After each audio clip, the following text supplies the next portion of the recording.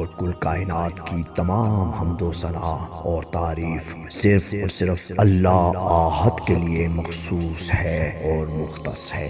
درود و سلام محمد اور تمام انبیاء اور مرسلین کی خدمت میں پیش کرتا ہوں۔ میں آغا جی سید اسد علی شاہ گیلانی فقیر من اللہ آج جس موضوع کی طرف جا رہا ہوں وہ موضوع ہے سچا دین اسلام۔ اسلام ایک آئیڈیل دین ہے، اسلام گلوبل دین ہے، اسلام نیچرل دین ہے اور اسلام لازوال دین ہے، اسلام فائنل دین ہے۔ دین اسلام 5 ارکان پر مبنی دین ہے: گواہی دینا، نماز پر ہمیشگی رکھنا، زکوٰۃ ادا کرنا، روزے رکھنا، حج کرنا۔ اسلام کی خاصیت ہی یہ ہے کہ روئے زمین پر اس دین کے علاوہ کوئی دوسرا مذہب یا دین نہیں ہے کہ جس میں ایسے 5 رکن موجود ہوں۔ روئے زمین پر کوئی بھی ایسا مذہب نہیں ہے کہ جو بن دیکھے یقین کے ساتھ گواہی دے کہ میں غیب پر ایمان رکھتا بھی ہوں اور لاتا بھی ہوں۔ اور یہی اسلام کے آئیڈیل ہونے کا مطلب یہیں سے واضح ہو جاتا ہے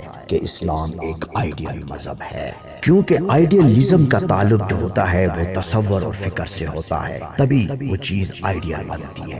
تو لہٰذا جب اسلام کے اندر غیب پہ ایمان لانا اور رکھنا آتا ہے تو یہیں سے اس کے آئیڈیل ہونے کی دلیل واضح ہو جاتی ہے۔ اسلام کے معنی اگر وہ مفہوم سمجھ میں آ جائیں تو میرے خیال میں بلکہ آپ لوگ مجھ سے ضرور اتفاق کریں گے کہ اس کے آئیڈیل ہونے کا مطلب اور بھی سمجھ میں آ جائے گا۔ دیکھیں اسلام جو ہے اس کے اندر 4 حرف ہیں: الف، سین، لا اور میم۔ الف سے امن، سین سے سلامتی، لا سے نہیں اور میم سے منکرات یعنی برائی، فساد، خود ریزی وغیرہ۔ اب اسلام نے اس بات کو واضح طور پہ سمجھا دیا، جب کسی ملک، ریاست یا معاشرے میں امن قائم ہوگا تب ہی سلامت رہنے کا اختیار ہوگا۔ جب امن ہی نہیں ہے تو پھر وہاں سلامتی نہیں ہوگی۔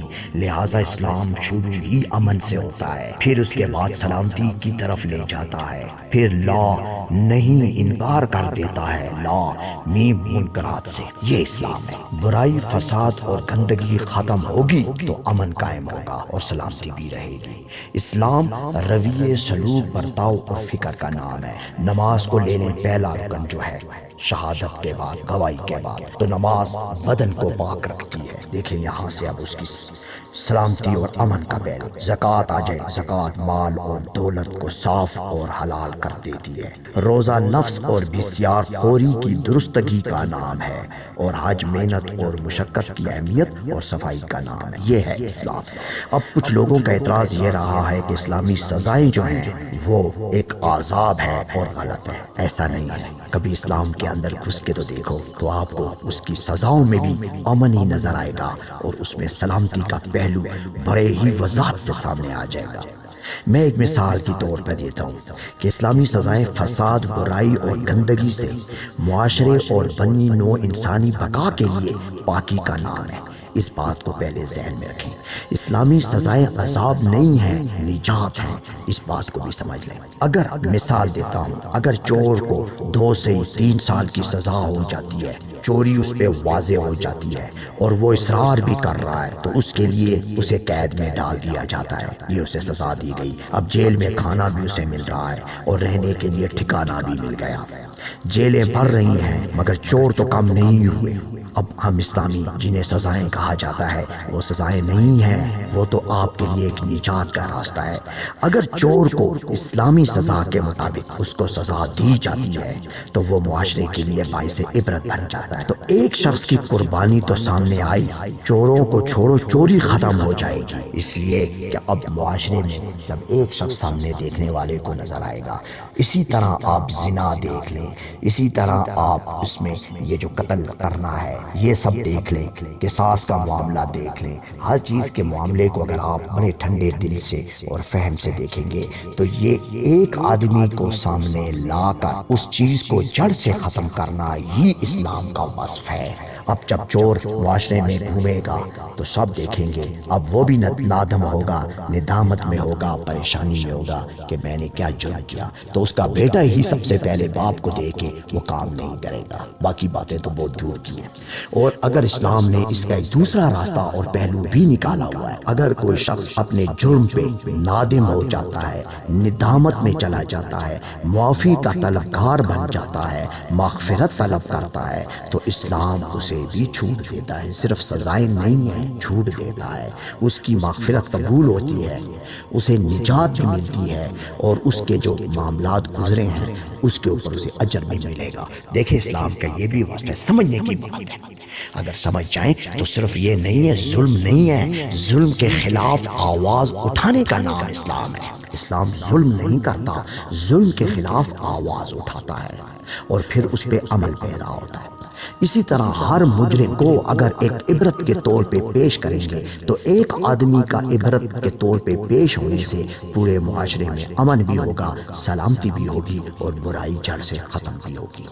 مگر یہاں آج بھی دیکھ لیں کہ جس ادیان کا یا جس مذاہب کا یا جن ریاستوں کے قوانین جاری ہیں، اگر وہ ثابت بھی ہو جاتے ہیں اور اس کے بعد وہ باہر نکلتے ہیں تو ان کی تو پہچان ہی نہیں ہوتی۔ لوگ تو گھنٹے بعد پہلے کی بات بھول جاتے ہیں، جو آ گیا لوگوں کو تو کل کی بات یاد ہی نہیں ہوتی، تو وہ کس کو کیا یاد رکھیں گے کہ یہ چور تھا، قاتل تھا، زانی تھا، فاجر تھا، کیا تھا، کسی کو یاد ہی نہیں ہوگا، تو معاشرہ تو پھر اسی طرح سرگرداں رہے گا۔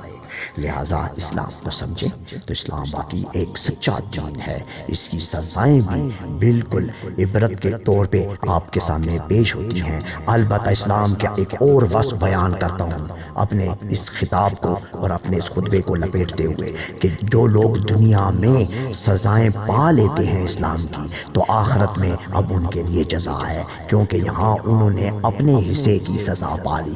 یہ بھی اسلام کا ایک بہت بڑا احسان ہے۔ کیا یہ احسان کم ہے؟ جس شخص نے جرم کیا اسے یہاں سزا مل گئی، تو پھر آخرت میں اس کے لیے اب سزا کا کوئی بھی وہاں پہ حصہ نہیں رہتا۔ اور جو لوگ نادم ہو جائیں، ندامت کر لیں، مغفرت طلب کر لیں، تو ان کے لیے یہاں بھی بخشش ہے اور آخرت میں بھی بخشش ہے۔ یہ دوسرا وصف دیکھیں اسلام کا، کیا یہ کم ہے؟ پھر کہتی ہو کہ اسلام آئیڈیل نہیں ہے؟ اسلام سے تو بڑا آئیڈیل دین کوئی نہیں ہے، ورنہ لا کے دکھا دو، اسلام ہی سب سے بہترین دین ہے۔ اس میں دیکھیں کبھی کوئی مسئلہ ہو، یہ میرا آپ کے پاس یہ جو ابھی چینل آ رہا ہے، آپ یہاں پہ کمنٹس دیں، میں آپ کو ہر چیز سے اطمینان دوں گا، پیار سے، محبت سے آپ کو ہر قسم کی تسلی دینے کی کوشش کروں گا، بات توفیق اللہ، اس کے کرم سے، اس کے دیے ہوئے علم سے، جو اللہ نے علم عطا فرمایا ہے، جو اللہ کے یعنی من جانب اللہ جو علم اور جو دین آیا ہے، میں انشاءاللہ آپ کو اس میں احسن طریقے سے بتاؤں گا۔ آپ کو اسلام سے بہترین اور کوئی دین نظر ہی نہیں آئے گا۔ بہت خوبصورت دین ہے اللہ کا یہ دین جو ہے، کیونکہ اسلام کے اندر یہ عالم کی اہمیت نہیں ہے، اسلام کے اندر معلم کی اہمیت ہے۔ عالم نہ بنو، معلم بنو۔ جب معلم بنو گے تو علم خود بخود آ جائے گا اور سینے سے نکل کر آگے پھیلے گا۔